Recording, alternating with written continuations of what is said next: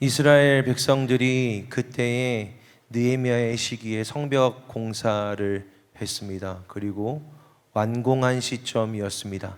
성벽을 다 짓고 그 다음에 자기들이 살아갈 집도 다 완성했습니다. 바벨론으로 포로로 사로잡혀 갔던 이들은 이제 돌아와 예루살렘에서 일상으로 살아가고 있습니다. 그렇게 시간이 흘러서 어느덧 일곱째 달이 7월이 되었습니다. 이스라엘의 모든 백성들은 말씀을 가르치는 학사 에스라에게 모세의 율법책을 가져와서 우리에게 읽어주기를 부탁합니다. 하나님의 말씀을 가르쳐 달라고 들려달라고 부탁한 겁니다. 일곱째 달이 되었을 때 그들은 하나님의 말씀을 듣고자 했습니다. 공교롭게도 솔로몬이 성전을 처음 건축했을 때에도 그랬습니다. 솔로몬이 성전 공사를 건축하기를 완성하고 처음으로 지켰던 절기는 일곱 번째 달의 절기였습니다. 그때 여호와의 영광이 성전을 구름으로 가득하게 채웠고, 그리고 그때 솔로몬이 마지막으로 드렸던 기도의 내용이 이렇습니다.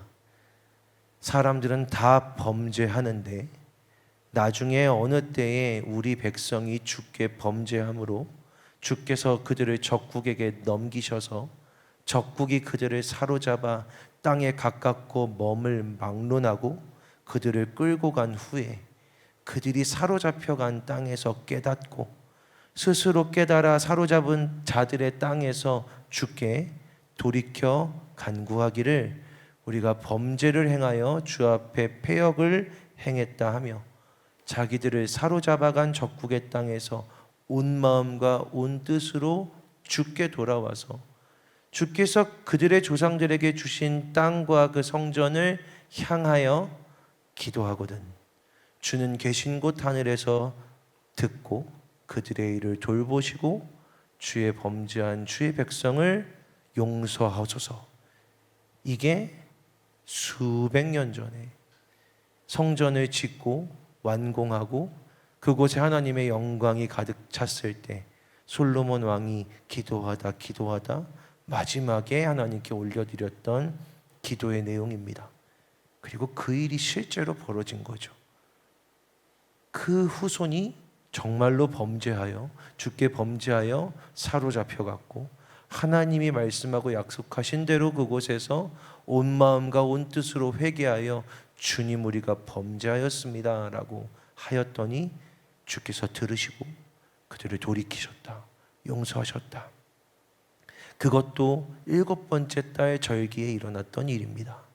공교롭게도 성벽을 다 완공하고 이제 일곱 번째 달이 되었을 때 이스라엘 백성들의 마음속에 하나님 앞에 모여야겠다라는 생각이 들었습니다. 하나님의 말씀을 듣고 싶은 마음이 생긴 겁니다. 여기서 일곱 번째 달이란 7월인데 유대인들에게는 새해입니다. 유대인들은 7월을 새해, 신년으로 지켰습니다. 그러니 우리로 치면 1월 1일의 예배인 거죠. 1월 1일, 7월 1일의 이 첫 번째 날을 나팔절이라고 하여서 하나님 앞에 나팔을 막 부르면서 전통에 의하면 30번 이상 100번까지 나팔을 계속해서 부르면서 나팔 가운데 하나님의 영광과 임재를 느끼고 찾아오신 하나님 앞에서 회개하고 한 해간의 자기들의 죄악을 하나님 앞에서 떠났던 것들을 회개하고 이 회개의 끝에 하나님이 허락하시는 기쁨을 누린다. 회개와 기쁨이 있는 절기, 이게 나팔절이었습니다. 그런데 이 일을 성전에서 했거든요. 이 나팔절은 항상 성전에서 지켰습니다. 그러니 이스라엘 백성들이 이 나팔절을 지킬 수가 없었던 겁니다. 사로잡혀간 땅에서 나팔을 100번씩 불 수도 없고요. 사로잡혀간 땅은 성전이 아니기 때문에 성전에 모여서 이 나팔을 불고 하나님 앞에 회개하고 하나님 앞에서 기쁨을 누렸던 이 절기를 그들이 지킬 수 없었습니다. 돌아와 성전을 다시 지었어도 지킬 수 없었습니다. 왜냐하면 그때에는 그들을 위협하던 적들이 그 주변에 가득하게 있었기 때문입니다. 계속해서 위협하고 그들을 실제로 물리적으로 공격하려고 했습니다. 드디어 성벽을 세운 겁니다. 드디어 지킬 수 있는 성벽까지를 세우고 이제 돌아와 70년 만에 이 성전에서 새해 첫날 하나님 앞에 올려드리는 나팔절의 예배를, 나팔절의 제사를 드리자. 드디어 우리가 하나님 앞에 이 신년 첫날 회개와 기쁨의 절기를 지키자. 이런 시간이 되었는데, 여러분, 그때 이스라엘 백성들이 하나님께 원했던 건 하나님의 말씀을 들려달라는 거였어요. 하나님의 말씀을 들려주세요. 왜 그랬는지, 왜 하나님의 말씀을 듣고 싶었냐면 하나님의 말씀이 희미해졌기 때문입니다. 회개해야 하는데 무엇 때문에 회개해야 할지도 잘 모르겠는 거죠. 하나님을 떠났습니다. 하나님과 멀어졌습니다. 하나님과 가깝지 않습니다. 하나님, 저희가 범죄했습니다 라고 하지만 정확하게 무엇을 범죄했는지, 정확하게 하나님이 무엇이 잘못됐다라고 말씀하셨는지, 정확하게 어디서 떠났다라고 하시는지 이스라엘 백성들은 이제 알지 못했습니다. 율법에서 너무 멀어져 있었기 때문이죠. 알고 싶었습니다. 돌아와 70년 만에 하나님 앞에 회개하는데 제대로 하고 싶었던 거죠. 70년 만에 돌아와 하나님 앞에 처음으로 나팔절의 회개와 이 7월달 내내 이어지는 속죄의 예배를 드리려고 하는데 그냥 말로, 그냥 습관으로 잘못했습니다, 주님을 떠났습니다, 주 앞에 범죄했습니다가 아니라 하나님이 무엇 때문에 우리에게 노하셨는지, 하나님의 어떠한 것으로부터 우리가 떠났는지, 그래서 우리가 어떻게 하나님께 돌아와야 하는지를 그들에게 알고 싶은 마음이 생겼습니다. 그래서 진짜 회개를 하고 싶었고, 진짜 회개한 이들은 그 안에서 자유를 누리고 싶었고, 자유한 이들만 경험할 수 있는 진짜 기쁨을 갖고 싶었던 겁니다. 이 일이 일어나자 말씀을 듣고 싶다라고 하는 이 요청을 듣고 이스라엘 백성들 전체가 새벽부터 모이기 시작했습니다. 성전의 수문 앞 광장에 새벽부터 모여서 정오까지 말씀을 읽었답니다. 성경 봉독 5분만 해도 다들 고개를 갸우뚱하는데 말씀을 새벽부터 정오까지 못해도 6시간 이상을 읽었다라는 거죠. 말을 알아들을 만한 모든 사람, 남녀노소를 불문하고 다 그 자리에 모여 있었답니다. 그저 말씀을 읽을 뿐이었습니다. 해석해 주는 사람은 없어요.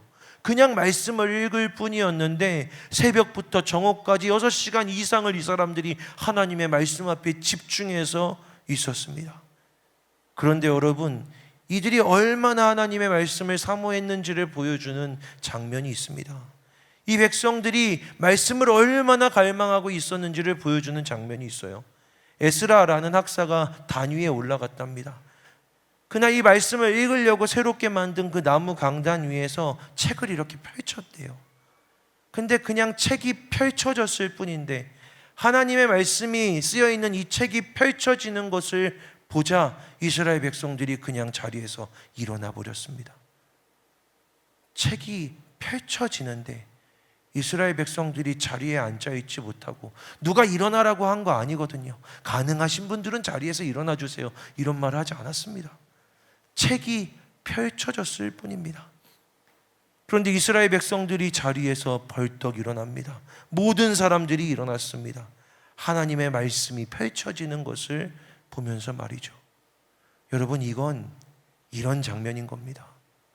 마치 왕이 저 문을 통해서 들어왔다라는 걸 느끼는 장면이죠. 왕이, 우리가 가끔 보는, 아니 제대로 볼 수 없는 그 왕이 드디어 우리 백성에게로 돌아오는 것을 경험하는 이 백성들이 보여주는 모습입니다. 그것은 마치 왕이 이 자리에 드디어 찾아오셨습니다라고 고백하는 것 같았습니다. 드디어 왕이 이 백성들, 우리 백성들 사이에 돌아오셨습니다라고 고백하는 것 같았습니다. 그들은 하나님의 말씀이 이렇게 펼쳐질 때 자리에서 마치 왕을 맞이하듯 일어났습니다. 그들은 말씀을 맞아들인 거죠. 말씀을 바라본 것이죠. 말씀을 기다린 겁니다. 하나님을 기다리는 것처럼, 하나님을 바라보는 것처럼, 말씀이, 책이 펼쳐졌을 뿐인데 하나님이 오신 것처럼 반응했던 겁니다. 에스라에겐 그게 얼마나 큰 장관이었을까요? 그냥 책을 펼쳤을 뿐인데 누가 가르쳐 주지도 않았는데 이 말씀을 듣고 싶어 하던 이스라엘 백성들이 모두 다 자리에서 벌떡 일어나는 이 모습을 보면서 에스라도 그 장관에 감격하여 우리 하나님 송축합니다, 우리 하나님을 찬양합니다 라고 고백했습니다. 그런데 사랑하는 여러분, 그냥 이 에스라가 백성들이 일어나는 것을 보고 하나님 찬양합니다 라고 했을 뿐인데 백성들이 손을 들고 아멘, 아멘이라고 외칩니다. 외치던 이들이 갑자기 하나님이 마치 그들을 가까이 그들의 눈앞에 오시기라도 한 것처럼 머리를 바닥에 엎드리고 주님 앞에 경배하기를 시작합니다. 마치 아브라함에게 하나님이 처음 찾아오셨을 때 아브라함이 땅바닥에 엎드려져서 얼굴을 땅에 대고 하나님을 경배했던 것처럼, 마치 모세와 아론이 하나님의 영광이 성전에 가득했을 때 얼굴을 땅에 엎드리고 땅에 얼굴을 받고 하나님을 경배했던 것처럼 그들의 조상들이, 그들의 지도자들이 하나님의 임재를 경험했을 때 그러했던 것처럼 그들이 하나님의 말씀이 펼쳐질 때 일어나고 그냥 단순히 그들 앞에 있었던 학사가 하나님을 찬양했는데 그 찬양이 정말 거기에 계시는 하나님을 향한 찬양이라고 너무 인정이 되어서 아멘, 아멘이라고 고백하다가 어느새 내 눈앞까지 찾아오신 하나님을 느끼며 엎드려질 수밖에 없었다. 경배할 수밖에 없었다. 이게 오늘 우리가 읽은 이 말씀의 장면입니다. 사랑하는 여러분, 오늘 우리들에게도, 이 자리에 있는 우리들에게도 손을 들어 하나님께 하나님 찬양합니다라고 고백하는 그 순간에 하나님이 내 앞에, 여러분 앞에 찾아오셔서 우리가 얼굴을 땅바닥에 댈 수밖에 없는 그 영광의 경험을 허락해 주시기를 주님의 이름으로 축복합니다. 사랑하는 여러분, 그때 그들은요 말씀이 너무 듣고 싶어서 찾아왔습니다. 하나님의 말씀을 너무 듣고 싶어 했습니다. 말씀을 찾아와서 들려달라고 부탁했습니다. 우리에게 말씀을 갖고 와서 들려주세요. 정해진 시간에 나온 게 아니라 새벽부터 나왔습니다. 이 백성들이 새벽부터 하나님의 말씀이 듣고 싶어서 광장에 모여 기다리기 시작합니다.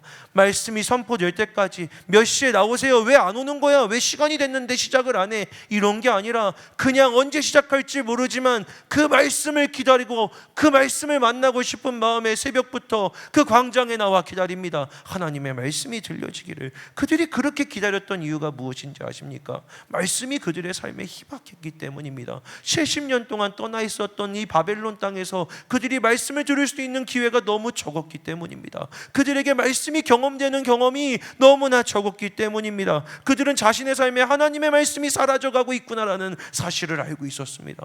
내가 무엇을 잘못했는지도 모르는 채 하나님 앞에서, 하나님의 율법 앞에서, 말씀 앞에서 희미해져 가고 있구나, 둔해져 가고 있구나. 내 삶의 방향과 내 삶의 질서가, 내 삶의 진리가, 내 삶의 지표가 흔들리고 있구나라는 사실을 그들은 인지하고 있었습니다. 그들에게는 하나님의 말씀이 필요하다. 내 인생에, 우리의 삶에 하나님의 말씀이, 명확한 진리가 필요하다. 명확한 방향성이 필요하다. 명확히 우리가 그 말씀 앞에 붙들고 엎드려서 회개할 만한 그 말씀이 필요하다라는 갈망이 있었습니다. 돌아오자마자, 성벽이 세워지자마자 그들이 요청한 건 이 절기에 우리에게 말씀을 들려 주십시오라고 하는 그러한 간구였습니다. 여러분에게도 그러하시기를 축복합니다.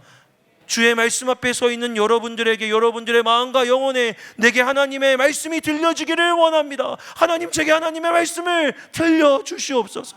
한 주간 살아가는 제 안에, 제 영혼에, 제 마음에 하나님의 말씀이 희박합니다. 희미합니다. 하나님의 말씀이 느껴지고 하나님의 말씀이 내 안에 새겨지지 않습니다. 하나님, 보여주십시오. 알려주십시오. 하나님의 말씀이 내 눈앞에 떠오르게 주십시오. 기도할 때 하나님의 말씀이 떠오르게 해주십시오. 기도하는, 갈망하는 여러분들 되시기를 축복합니다. 사랑하는 여러분, 그냥 하나님이 무엇라고 말씀하셨는지를 알고 싶었습니다.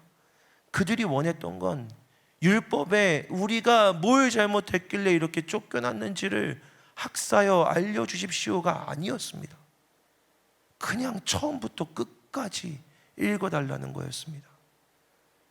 하나님이 뭐라고 말씀하셨는지, 하나님의 말씀이 무엇인지 처음부터 끝까지 읽어주십시오. 우리가 그 말씀에 너무 희미합니다. 내 인생에, 내 삶에 딱 맞는 그 말씀이 아니라, 우리의 상황과 문제와 환경에 딱 맞는 그 말씀이 아니라, 그냥 하나님의 말씀을 전체로, 하나님의 말씀을 그대로 우리에게 알려주십시오. 저는 하나님의 말씀을 기다립니다. 다른 해결책이 아니라 하나님의 말씀을 기다립니다. 이게 그 백성들의 기다림이었습니다. 시편 130편에는 성전에 올라가는 기도라고 하며 한 시인이 이렇게 고백합니다. 나 곧 내 영혼은 여호와를 기다리며 나는 주의 말씀을 바라는도다. 파수꾼이 아침을 기다림보다 내 영혼이 주를 더 기다리나니 참으로 파수꾼이 아침을 기다림보다 더하도다. 이스라엘아, 여호와를 바랄지어다. 여호와께서는 인자하심과 풍성한 속량이 있음이라. 이 시인은 말씀을 기다리는 것과 하나님을 기다리는 것을 같은 자리에 두고 있습니다. 파수꾼이 아침을 기다리는 것처럼 말씀을 기다린다. 여호와를 기다린다. 말씀을 바란다. 여호와를 바란다. 동일한 선상에서 이야기하고 있습니다. 왜냐하면 이 시인에겐 말씀이 곧 하나님이었기 때문입니다. 그들에겐, 이스라엘 백성들에겐 이런 전통이 있었습니다. 말씀이 곧 하나님이신 것, 주의 말씀을 바라보고 주의 말씀을 기다리는 게 바로 여호와 하나님을 기다리는 것이다라고 고백하는 그들의 신앙의 모습이 있었습니다. 그들에게 하나님의 말씀은 곧 하나님이었습니다. 하나님의 말씀을 얼마나 사랑하는지와 하나님을 사랑하는지를 동일한 선상에 두고 다윗은 시편 119편에서 시가 끝나지 않도록 계속해서 고백합니다. 그에게 하나님 말씀 사랑하는 건 하나님 사랑하는 일이었기 때문입니다. 그래서 하나님의 말씀이 그들에게 희미해졌다라는 건 하나님이 희미해졌다라는 사실이었습니다. 여러분, 우리의 삶에 하나님의 말씀이 희미해진다는 건 하나님이 희미해지신다는 겁니다. 어디 가서 다른 데서 무엇으로 어떤 방법으로 어떤 집회에 가도 하나님의 말씀이 내 안에 희미하다면, 여러분 기도하는데, 하나님 앞에서 기도하는데 내 앞에서 같이 함께 터져나오는 말씀 한 구절이 없다면, 여러분 기도하면서 주님 앞에 나아가는데 오늘 하루 문제와 어려움 가운데 있는데 누군가 나에게 와서 이런 게 어렵다라고 이야기하는데 그에게 꺼내어줄 떠오르는 성령이 깨닫게 하시는 말씀 한 구절이 없다면, 여러분 말씀이 희미해진 겁니다. 우리 안에 성령의 충만하심이 희미해지는 겁니다. 이스라엘 백성들은 그런 때 하나님께 갈급해하며 갈망했습니다. 말씀을 들려주십시오라고, 말씀을 들려주십시오, 하나님을 들려주십시오라고 갈망했습니다. 그들에게는 그래서 이 말씀이 적혀있는 책이 펼쳐지는 그 순간이 하나님이 오시는 순간이었던 겁니다.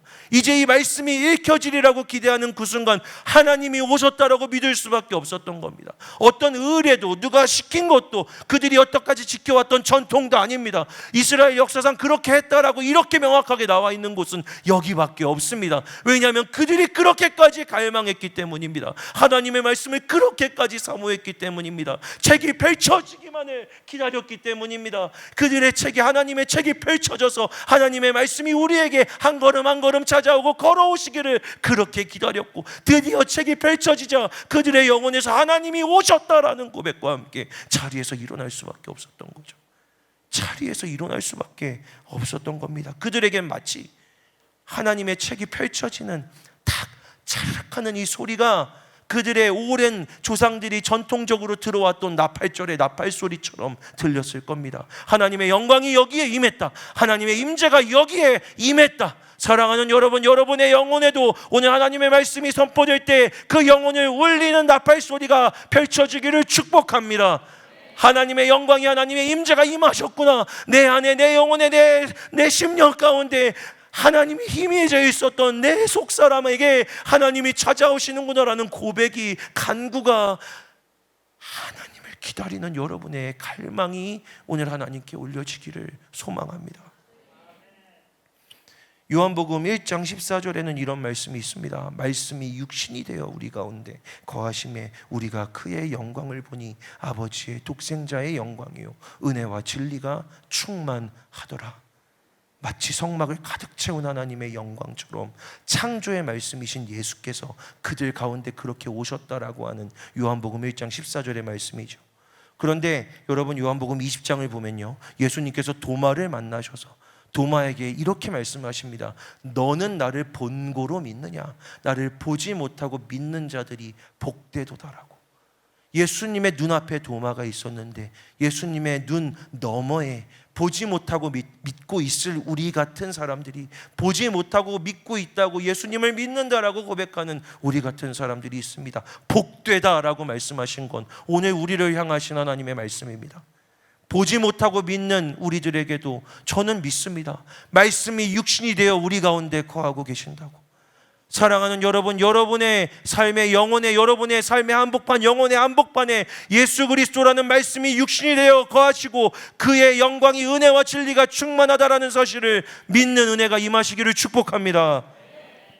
여러분, 내 안에 예수께서 말씀으로 오셨다라는 그것을 믿고 영광이신 하나님 앞에 나아가는 것, 그게 이스라엘 백성들이 하나님을 말씀으로 실제로 경험하며 나아가는 모습이었습니다. 말씀은 하나님이십니다. 그게 기독교의 전통입니다. 말씀은 하나님이십니다. 어느 날 말씀을 읽다가 그 말씀의 정반대에 내가 살아가고 있구나, 말씀대로 하나도 살고 있지 못하는구나, 그 말씀에 기록된 사형에 처하는 자다라고 말하는 그 자가 바로 나구나라는 것들이 어느 날 말씀을 읽다가 확 믿어졌습니다. 두려웠습니다. 그 말씀이, 그 형벌이 실제가 되어 나에게 지금이라도 임할 것처럼 느껴져서 믿어져서 몸이 떨리고 손이 벌벌벌벌 떨렸습니다. 그 순간 그 말씀은 저한테 실제였습니다. 그 순간 그 말씀은 그냥 글자가 아니라, 그냥 들려지는 소리가 아니라, 그냥 문장이 아니라 그렇게 명령하시는 하나님 자신이셨습니다. 그래서 저에게는 말씀은 하나님이십니다. 어느 두렵고 괴로웠던 날, 소망이 나에게 하나도 없다라고 생각했던 어떤 날에 하나님의 말씀을 읽는데 그날 그 말씀에 이런 구절이 있었습니다. 오늘부터는 내가 너를 평안하게 하리라. 그런데 그 말씀이 믿어졌습니다. 그런데 그 말씀이 확신으로 믿어졌습니다. 그래서 아무 변화가 없는데 괜찮아졌습니다. 살아갈 힘이 안 난다라고 생각하고 있었는데 그 말씀을 읽으면서 일어나 살아갈 수 있었습니다. 그때 하나님의 말씀은 저에게 실제였습니다. 하나님의 말씀은 그냥 말씀이 아니라, 깨달음이 아니라 하나님 그 자신이셨습니다. 말씀이 펼쳐질 때 이스라엘 백성들이 하나님을 경험하는 것처럼, 사랑하는 여러분, 오늘 하나님의 말씀 앞에서 하나님을 만나는, 그냥 들려지는 설교를 듣는구나, 오늘 느헤미야의 설교를 듣는구나가 아니라 오늘 이 말씀을 통해 여러분 앞에 실제로 찾아오시는 하나님을 만나게 되시기를 주님의 이름으로 축복합니다. 여러분은 어떻게 믿으십니까? 저는 말씀을 하나님으로, 말씀은 하나님이라고 믿습니다. 여러분, 우리 모두에게 그렇듯 저에게 이 말씀이 하나님입니다. 저는 말씀 그대로를 믿습니다. 저는 예수께서 부활하셨다라고 믿습니다. 저는 예수님 무리를 걸으셨다라고 믿습니다. 무리를 걷는 사람들, 무리를 걸었다 이런 그림 보면 속으로 생각합니다. 예수님도 걸으셨는데, 저는 떡 5개 물고기 2마리로 5,000명 넘는 사람을 예수님이 반드시 먹이셨다라는 사실을 저는 확실히 믿습니다. 저는 7일 만에 창조되었다라고 믿습니다. 과학적으로 말이 안 된다라고 누가 가지고 와도, 증거를 눈앞에 보여주어도 저는 여전히 쓰여진 그대로 믿습니다. 왜냐하면 저에게는 이 말씀이 증거나 사실이 아니라 하나님 자신이시기 때문입니다. 이 말씀이 그게 아니라는 증거가 있어도 말씀은 사실이어서 의미가 있는 게 아니라 말씀은 실제이고 능력이고 진리이고 하나님이시기 때문에 의미가 있는 겁니다. 그래서 저는 말씀을 말씀 그대로 믿습니다. 그렇게 말씀하신 이유가 있겠지.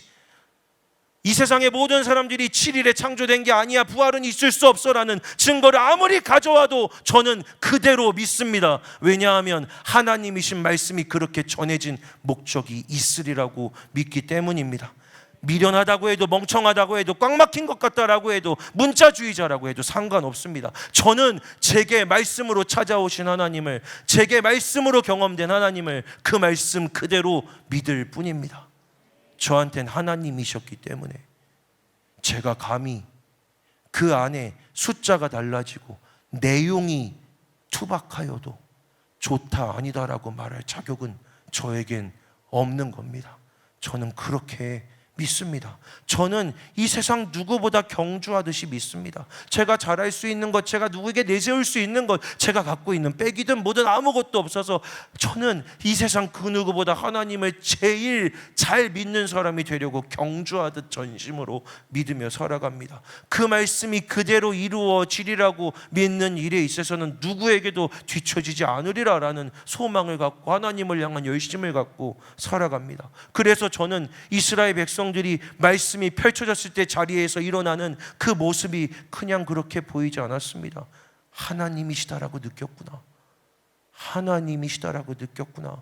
그들은 확신했구나. 주의 영광과 임재가 나타나리라고. 이 말씀이 읽혀질 때, 이 말씀이 계속해서 들려질 때 하나님의 영광이, 하나님의 임재가 이곳에 반드시 임하시겠구나, 하나님이 오셨구나라는 확신이 있어서 그들이 일어났구나. 앞에서 에스라가 하늘을 향해 손을 들고 찬양합니다, 송축합니다라고 외쳤을 때 하나님이 여기 계시는구나, 그 찬양을 받으시는구나, 기뻐하시는구나, 마치 하나님이 내 바로 앞에, 내 눈앞에까지 오신 것처럼 확실하게 느껴져서 고개를, 얼굴을 땅에 받고 하나님 경배합니다라고 할 수밖에 없었구나. 그들은 말씀을 하나님이라고 믿어서 그날 그 순간 그들 자신 앞에 찾아오신 하나님을 만나게 되었구나. 사랑하는 여러분, 저는 오늘 예배를 준비하면서 믿고 있었습니다. 오늘 이 자리에 하나님이 계시다, 우리가 찬양할 때 하나님이 계시다, 찬양이 시작되는 순간부터 일어나야지.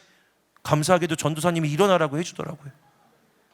민망하게 혼자 일어나면 어떡하나 이런 생각을 했는데 우리 전도사님이 시작부터 일어나자라고 해서 하나님 감사합니다, 전 소심한데요. 하나님이 여기 계시니까 저는 마음을 먹었습니다. 찬양이 시작될 때부터 일어나야지. 우리 성도님들 비전홀까지 내려와서 무릎도 아프신데 말씀 읽을 때 일어나자 그러면은 싫어하실까? 아니야, 하나님이 계시잖아. 욕은 나중에 먹고 최대한 정중하게 일어나 달라고 해야지. 하나님이 여기 계시다라는 사실을 믿고 있으니까. 우리의 찬양에, 우리의 기도의 너머에, 이 가까이에 하나님이 계시다라고 믿고 있으니까요.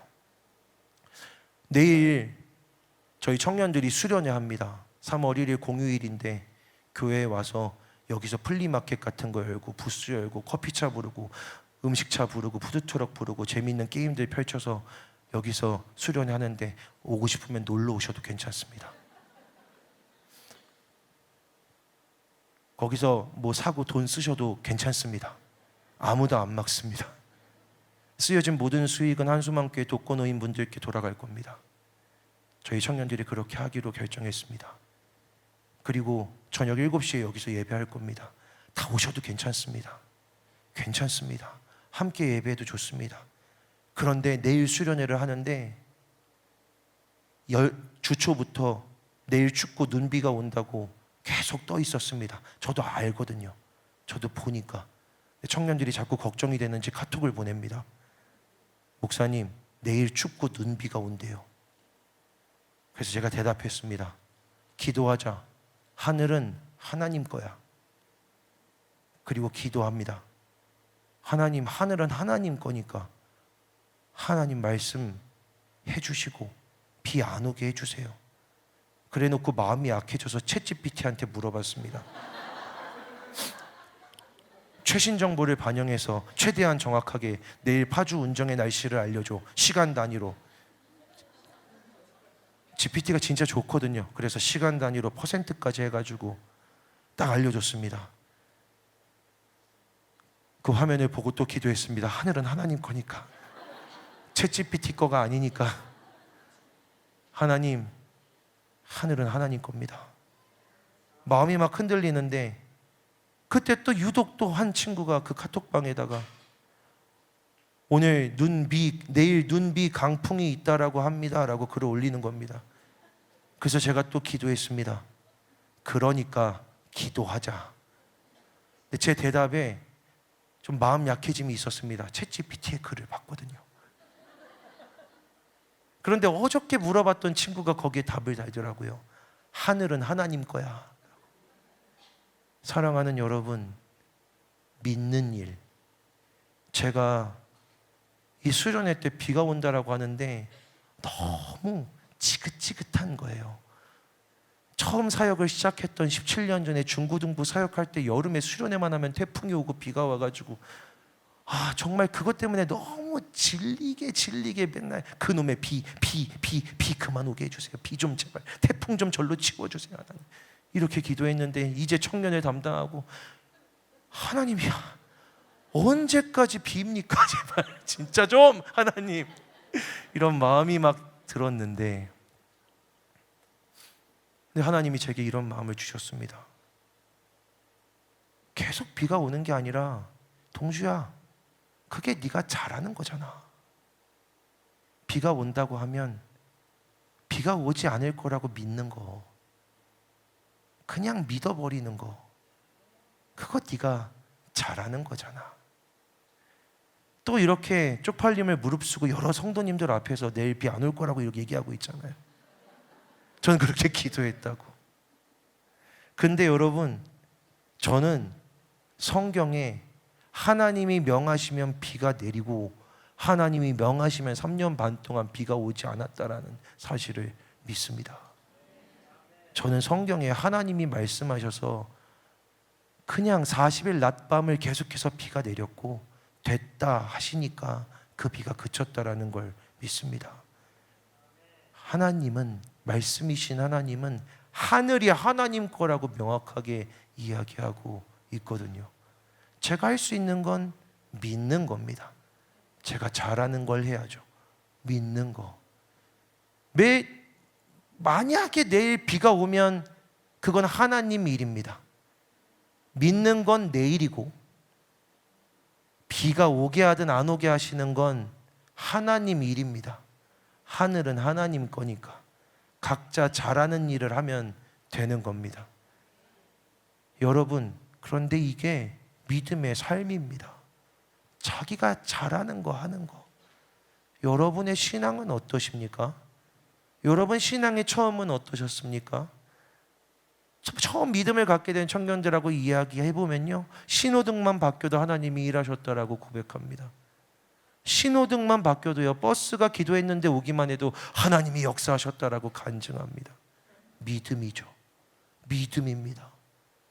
처음 믿음을 가졌을 때, 어린아이 같을 때 그들이 가장 잘하는 건 믿는 일이었습니다. 의지할 데가 없고 아는 게 없으니까 믿는 것밖에 할 줄 아는 게 없는 겁니다. 아이들이 제일 잘하는 게 뭔지 아십니까? 아빠를 믿는 겁니다. 아이들은 아빠를 믿습니다. 그게 잘하는 일입니다. 제가 잘할 수 있는 건 저에게는 백도 없고 능력도 없고 아무것도 없습니다. 제가 잘할 수 있는 건 말씀 그대로 믿는 것밖에는 없습니다. 그래서 저는 잘하는 일을 하려고 합니다. 사랑하는 여러분, 뭘 잘하십니까? 여러분 뭘 잘하십니까? 사실 여러분도 믿는 걸 제일 잘하시잖아요.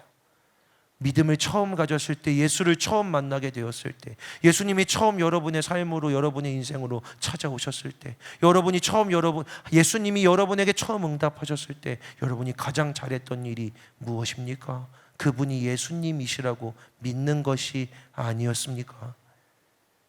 처음 하나님을 경험했을 때 남들이 보기에는 감정 같은데 라고 생각이 들어도 하나님이셨다고, 하나님이시라고 날 만나주셨다라고 고백했던 믿음이 있지 않았습니까?